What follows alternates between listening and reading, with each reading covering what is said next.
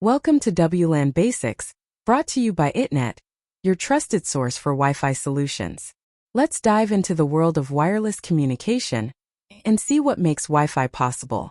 Get ready for a fun and informative journey. Here's what we're covering today. RF basics, wavelength, frequency, amplitude, RF behavior, SNR and RSSI and power, modulation, WLAN channels, WLAN standards, antennas, coverage and capacity, and a quick summary. Buckle up for a comprehensive learning experience. Radio frequency, or RF, uses electromagnetic energy to transport data from a source to a destination. The main characteristics of RF are wavelength, frequency, and amplitude. These are the building blocks of every wireless communication. Wavelength is the distance between the peaks of a wave. You can measure it in centimeters. It's a simple concept with a big impact on how signals travel in the air. Wavelength is closely related to frequency. The higher the frequency, the shorter the wavelength. Remember, it's all about the distance between those wave peaks. Let's look at some examples. Higher frequencies result in shorter wavelengths. At 2.4 GHz, the wavelength is 12.5 centimeters. At 5 GHz, it's 6 centimeters. At 6 GHz, it's just 5 centimeters. This mathematical relationship helps shape wireless technology. Certain parts of the electromagnetic spectrum are reserved for specific uses. WLAN uses unlicensed spectrum. For 2.4 GHz, there are only 3 usable channels. 5 GHz offers up to 23 channels, and 6 GHz brings even more options, 24 in the EU and 59 in the US. Channel variety means better performance. Amplitude is the power or strength of a wave. Signals with higher amplitude are considered stronger, while lower amplitude means weaker signals. Strong amplitude helps devices communicate clearly. To sum it up, frequency, amplitude, and wavelength are the key characteristics of RF. Together, they determine how wireless signals travel and connect our devices. RF waves behave in fascinating ways, like reflection, attenuation, SNR and RSSI changes, and free space loss. Understanding these behaviors helps optimize wireless networks for the best performance.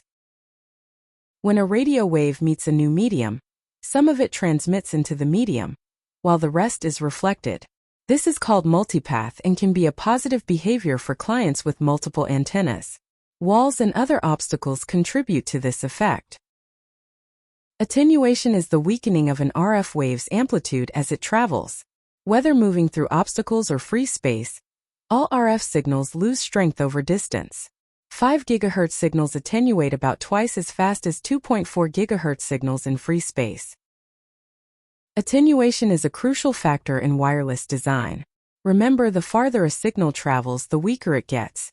That's why coverage planning is so important. Did you know? There's a 40 dB signal loss at 1 meter distance, and every time you have or double the distance, the signal changes by about 6 dB. This helps explain why signal strength drops quickly as you move away from the source. In the 2.4 GHz band, channels 1, 6, and 11 are non-overlapping. Using these channels helps minimize interference and improve wireless performance.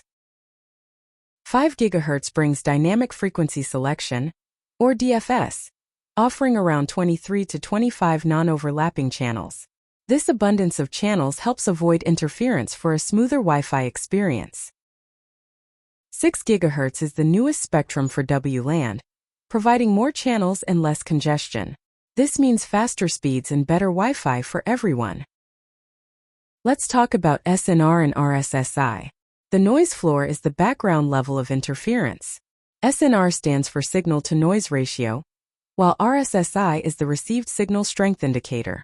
Higher SNR means better signal quality. For example, if floor noise is -90 dBm and RSSI is -60 dBm, SNR is 30. That's a good connection. Watts and dBm are units used to measure signal strength. Understanding these helps you read wireless equipment specs and optimize your network. According to ESTI, maximum transmit power varies by band. 2.4 GHz is 100 milliwatts, 5 GHz channels range up to 4,000 milliwatts, and 6 GHz is 200 milliwatts. Following these limits ensures safe and effective Wi-Fi operation. Modulation lets us put data onto RF waves. The unmodulated wave is called the carrier. Modulation encoding schemes, or MCS, determine the data rate. Each index matches a physical transmission rate, making Wi-Fi lightning fast. Here are some modulation methods: BPSK, QPSK, QAM, and more. Spatial stream and MIMO technologies increase speed and reliability, letting multiple users and devices share the Wi-Fi efficiently. A higher SNR means faster data rates. That lets clients use less airtime to transmit, keeping the network speedy and efficient for everyone. Wi-Fi has evolved through several standards, from 802.11 to Wi-Fi 7. Each new generation brings better speed, frequency options, and features. Understanding these standards helps you choose the right equipment for your needs. Let's talk antennas. Omnidirectional antennas like dipoles provide 360-degree coverage, great for offices.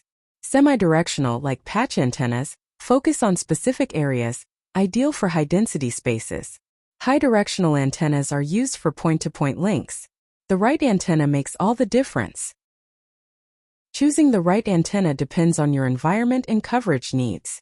Each type helps optimize your wireless network for different scenarios.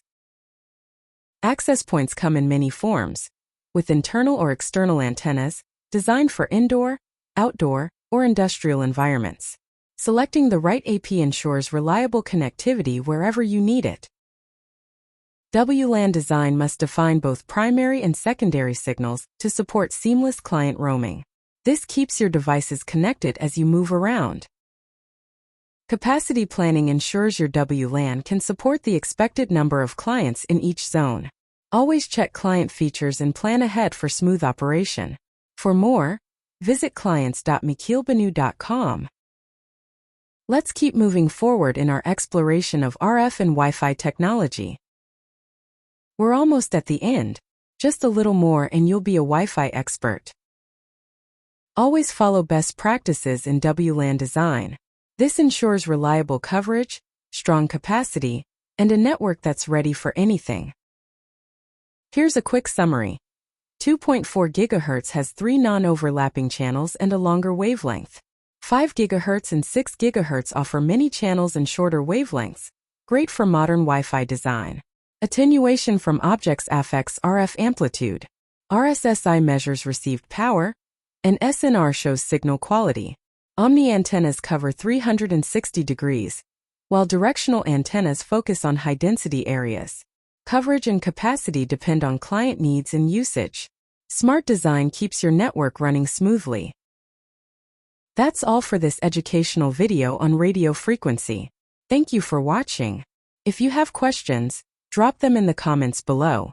See you next time.